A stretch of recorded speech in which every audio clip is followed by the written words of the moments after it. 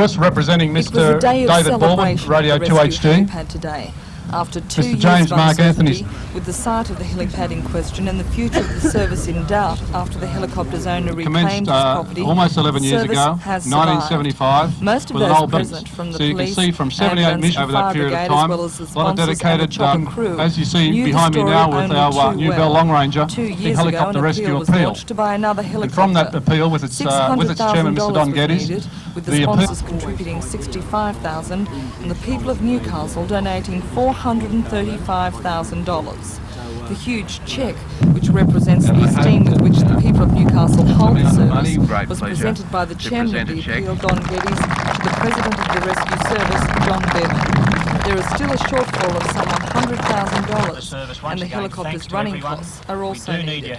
And so another appeal has been launched. Operations Manager, John Skeen. With the launching of the appeal, we have what we are instigating a supporters club. The supporters club will enable the community to become involved in a monetary term as far as the helicopter operation is concerned. And for that, we'll be able to sort of send people out certificates and plaques depending on the amounts that they wish to contribute. So they will be officially recognised through the helicopter rescue service as being a part of assisting in keeping it flying.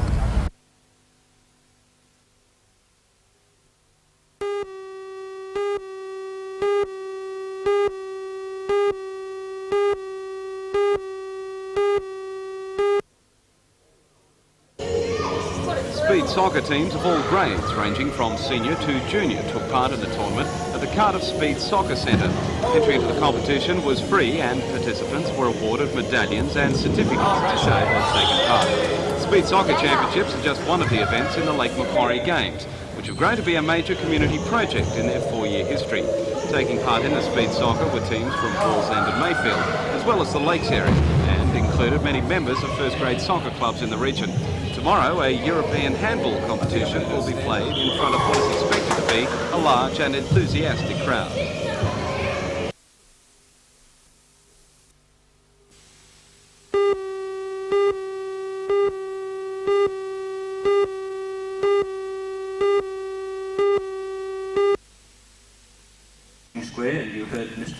Special guest at last night's ceremony was the Minister for Transport, Peter Morris. It was his duty to present the awards, and in a field of 9 nominations, Norm Johnson from Macquarie Shores Athletics became the recipient of the Mayor's Award for Sports Administration for his contribution to the city of Lake Macquarie. 16 well-known sporting heroes were nominated for the Sportsperson of the Year award, including cricketer Dutchie Holland. But after much deliberation from the judges, the honour was given to World 505 champion Gary Brundges. Over the next 3 weekends, more than 5,000 competitors will take part in the 24 events of this year's Lake Macquarie Games. Today, 160 long-distance runners competed in the half-marathon event. The 21.1 kilometre course began at the Spears Point Athletic Park and continued along the Esplanade Road until Valentine. The runners then turned around to follow the same course back to the finish line. In a time of 1 hour, 12 minutes and 39 seconds, local runner David Forbes was first home in the male division, followed soon after by Cardiff runner Judith Fletcher, clocking in at 1 hour, 29 minutes and 18 seconds. Meanwhile, the Under-10s Champion of Champions event was battled out at Crowders Bay. 8 teams from as far away as Ulladulla in the south and Brunswick in the north provided some hard-fought soccer matches for the spectators. Well-known sporting fan of all ages in his role as State Minister for Sport and Recreation, Michael Cleary, looked in on a number of events during the second day of the Games. He says the Games promote more than just a sporting spirit in the city of Lake Macquarie. Well, not only promote sport, but it's, from a tourism point of view, they're very beneficial as well. As you said, it's grown over the 4-year periods now to be called the Games of Lake Macquarie. It was just a festival, and the interest of the marathon this morning, we accredited it through our department as far as accreditation is concerned on marathon events, and it's recognised now all over the state. It brings the people together. It's weekends, 3 weekends of happiness and fun within an area.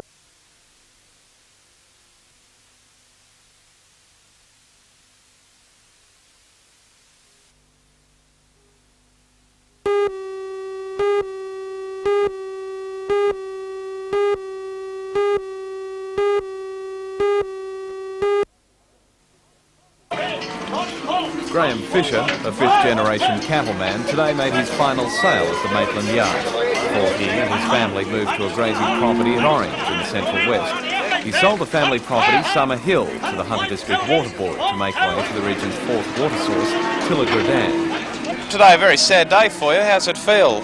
Oh, well, it's a bit of a real break from the area. We've always lived here, and a bit sad in a way, but oh well, we can't help it. And as the sale progressed, the Fishers' 40 bullocks fetched a healthy price. Well, there's the last of the cattle off that property over in Tornout, close to 115 today. 12, 112 bid, 112, 13 bid, 113 set out to go at 12 cents. Done, out, roasted meat company. Brian, firstly, very sad to see the Fishers leave the valley, but they went out on a high note. They did. They had a pretty good sale with their bullocks. Probably not up to the standard of their bullocks usually, because they've been through quite a dry conditions.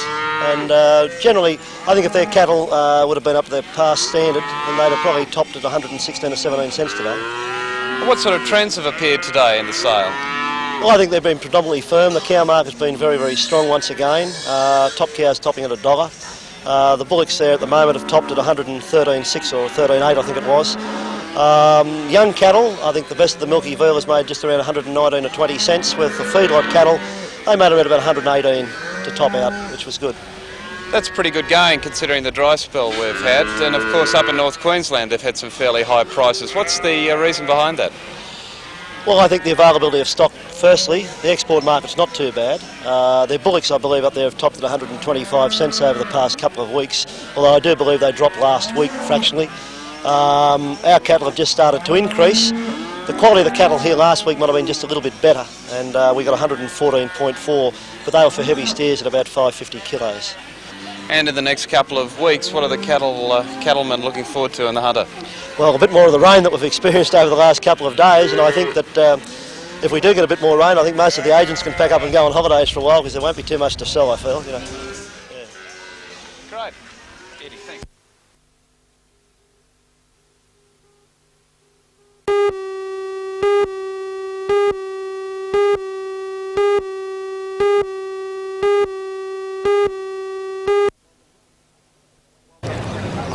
While the rain may have stayed away for most of the first day of the two-day Winfield Gold Cup Carnival, the crowd certainly didn't.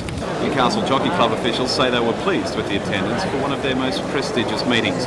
And Good Morning Australia personalities Kerry Ann Kennelly and Gordon Elliott were also on hand to add and a a little local extra horse colour one to the couldn't have been proceedings. better. When you hark back to this carnival last year, I think the racing was probably the tightest I've ever seen at any provincial carnival, and I think it heightens Newcastle's role as a very dominant part of the thoroughbred industry in New South Wales. And the feature race today was the NBN Cameron Handicap, but as the race progressed, the track knowledge of local horse Sound of Bells proved to be the deciding factor.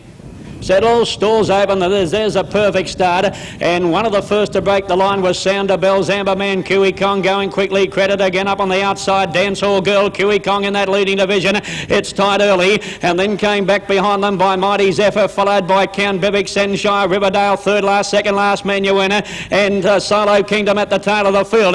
Towards 1,000 they go, and Chanticleer crossing over, race to the front by a length now. In second place, Credit again, Dancehall Girl to third, moving up Senshire. They were followed over on the inside by Amber Man, a half length on the outside to Mighty Zephyr. Menuhin around the outside. They were followed just in behind those runners over on the inside by Sound of Bells. The next one was Vain Fury. Out wide was Riverdale. A half length on the outside to Count Bevic, which is about 3 deep, followed by Kiwi Kong. A fair way back to Solo Kingdom, followed by March Aquita, which is second last. And 2 lengths away at the tail of the field was Solo Kingdom. The field swings the turn in the NBN Cameron Handicap, and Credit again moving up to Chanticleer. In third place was Dancehall Girl, followed by Amber Man. Down the outside, starting to run on is Mighty Zephyr, followed by Riverdale, working home well. And behind them, Kiwi Kong. Dancehall Girl sweeps up to take over from Credit again. In third place was Amber Man, Mighty Zephyr, and Riverdale down the outside, but Dancehall Girl, 100 goes in front. Sound of Bells are swamping it. Sound of Bells moves up, takes the lead, and the local Sound of Bells, a half length. In second place was Dancehall Girl. Amber Man's got third from Best Bow. I had a plan out. I wanted to run in the tram my handicap, and I never got a run, and I went down last Saturday, went round in the 3 marks, and he was disappointing. But I said, well, I'll give him this run. The owners you know, they said, well, we want to go around the Cameron. Particularly the last 3 furlongs, I became more confident as the race progressed, and the last furlong, when I hadn't sort of really gone for him, I knew that he'd produce, and he did so. And he's been a remarkable horse to me, this particular preparation, and I'm thrilled. How did you know? The winner, Sounder Bells.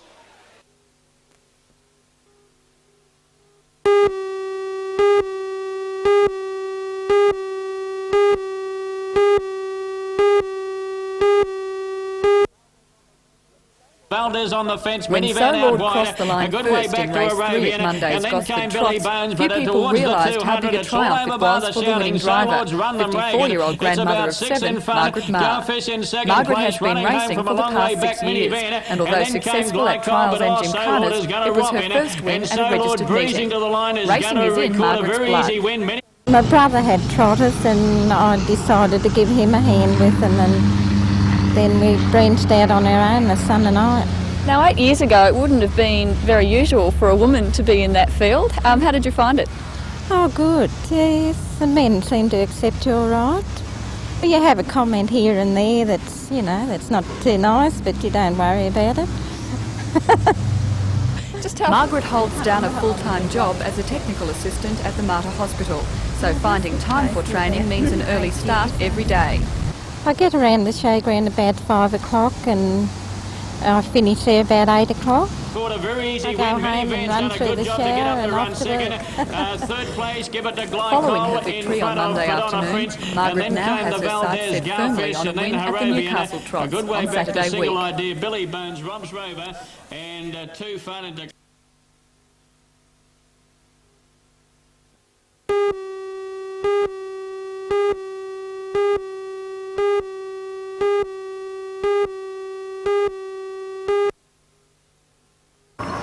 Determined to retain the Sheffield Shield this season, the Blues were brimming with confidence at this morning's training session on the University No. 1 Oval. With the team virtually unchanged from last season's winning combination, Captain Dirk Wellham says he's confident of a good result against Newcastle in the 3-day match which gets underway on the Oval tomorrow at 10 o'clock. He says the game will be an important lead-up to the Sheffield Shield series, and hence his 11 will be giving the match their best. Competition. We've got a good side. We benefited by having a lot of the test players out last year, in that we brought in a few new players who did well. We also had a tour to Zimbabwe at the end of the season, which gained some experience for a lot of other guys. And this year we've got the test players being available for 8 out of the 11 matches. So we've got a very strong group of players. Even though the season is yet to formally get underway, Bob Holland and Michael Whitney are showing plenty of form in the practice nets, as were the bowlers. The game will be an especially important one for test bowler Jeff Lawson, who's been fighting back problems since last December. Jeff says the 9-month break has at times been frustrating. Now he hopes the therapy and the special training programs he's been involved in will I'll be watching it. Very interesting. I just take it reasonably easy, but I've obviously got to put it under a certain amount of stress to see how it reacts. But as I say, I've done a lot of training, so I'm reasonably confident. But it's a match situation, and in match situations, things are a little bit different.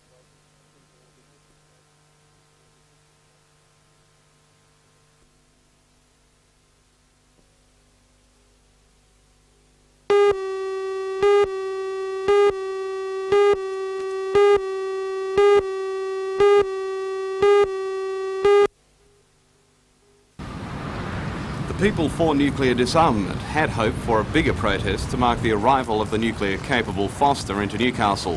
While some of the protesters stayed on shore, 3 demonstrators took to their surfboards to try and block the Foster's path up the channel.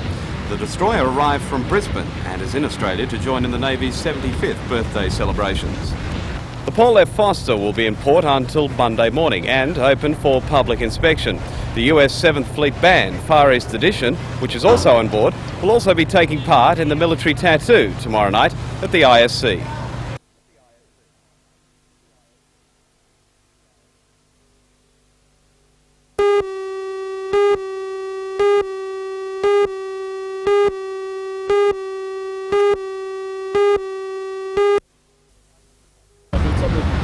Only a small group of protesters was on hand for the arrival of the nuclear-capable USS Paul F. Foster in port this morning.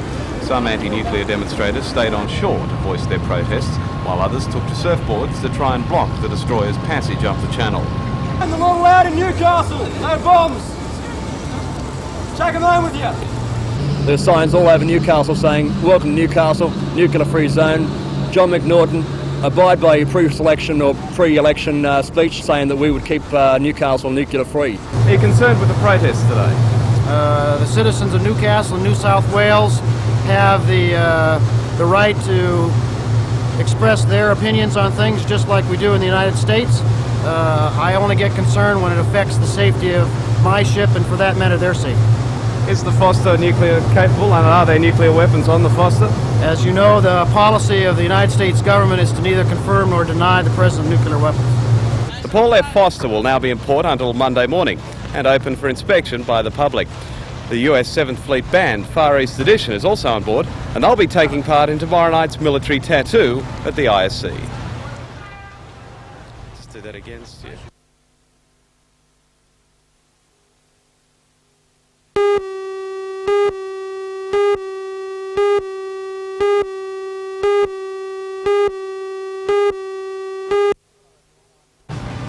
Hello everyone, I'm Mark Warren. Only a handful of protesters turned out today for the arrival of the USS Paul F. Foster here in Newcastle today. The Foster is here on a goodwill visit. Join Ray Deneen and Anna Manzoni for all the news tonight at 6.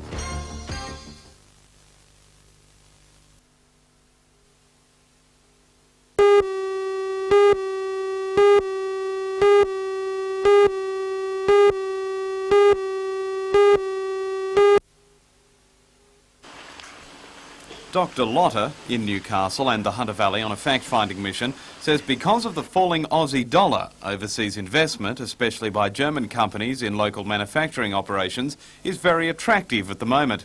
And he believes that if German firm HDW wins the multi-million-dollar submarine contract and brings the work to Newcastle, other German companies will be encouraged to invest here. What we can offer is not only submarines, we offer a 62 million people economy, which is the number 2 economy in the Western world. And I think if Germany is successful in getting her submarine design built in Australia, then this will attract many other businesses from Germany, which are not necessarily connected with the submarine issue. And I think that puts Germany and her economy in a very favourable position.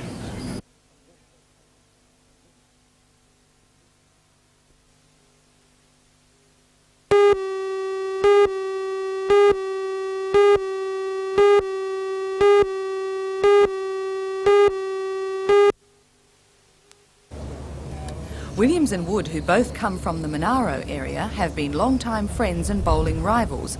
Ken Williams won the tournament in 1975, with Woods winning in 1979. 8 previous winners took part in the silver anniversary tournament this week that carried a first prize of $2,000, with $1,000 for the runner-up. The biggest surprise of the lot would be Barry Soller only winning 1 game out of 7 and Bob King only winning 2, and then Rob Perella, who's recognised throughout Australia, failing to qualify for the final. Are you surprised that Ken Williams won? No, I'm not surprised at Ken winning, because he's the form bowler of the year. He's won the $50,000 Tweed Head tournament, he's won the West Coast Classic, and he would be the form bowler of the year.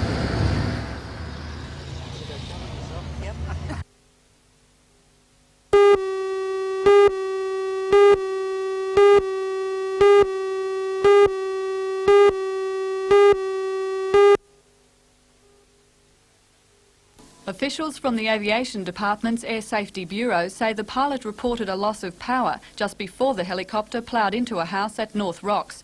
The occupants of the house escaped unharmed, though the pilot and 2 young passengers were injured. Meanwhile, investigators in Britain are trying to determine whether driver error or signal failure was to blame for yesterday's collision at College Junction near Stafford.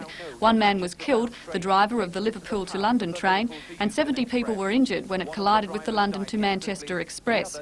In the recovery operation, huge cranes are now lifting the jackknife carriages from the tracks. Further questions raised over BR's safety record.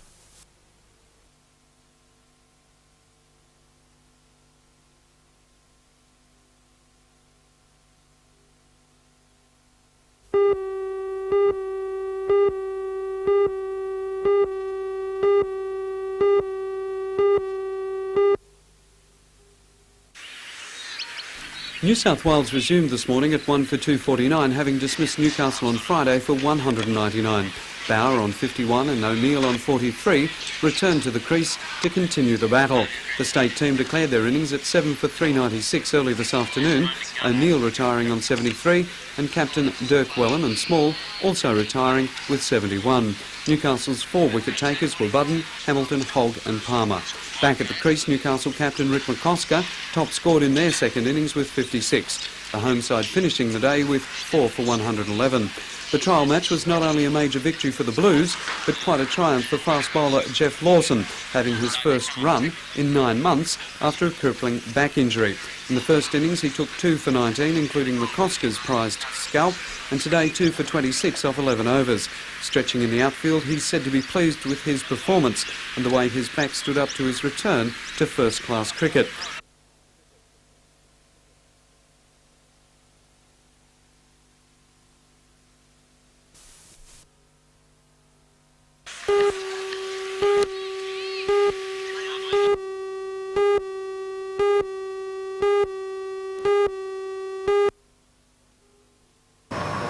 Last December, when Jeff Lawson injured his back, many people thought his career in first-class cricket was over. However, after 9 months of intensive therapy and rigorous training, he was back with a vengeance on the University No. 1 Oval for the trial match between New South Wales and Newcastle. On Friday, he took 2 wickets for 19 runs, including Rick McCosker's prize scalp, to help New South Wales dismiss the locals for 199. Yesterday, after New South Wales declared at 7 for 396, Lawson was again back at the bowler's end, posting the impressive figures of 2 for 26 off 11 overs. The game was drawn with Newcastle's second innings coming to a close at 4 for 111. For New South Wales, the match served as an important lead-up to the Sheffield Shield, which opens in Perth late next month. As defending title holders, the team is hoping theirs and Jeff Lawson's performances on the weekend are just a taste of better things to come.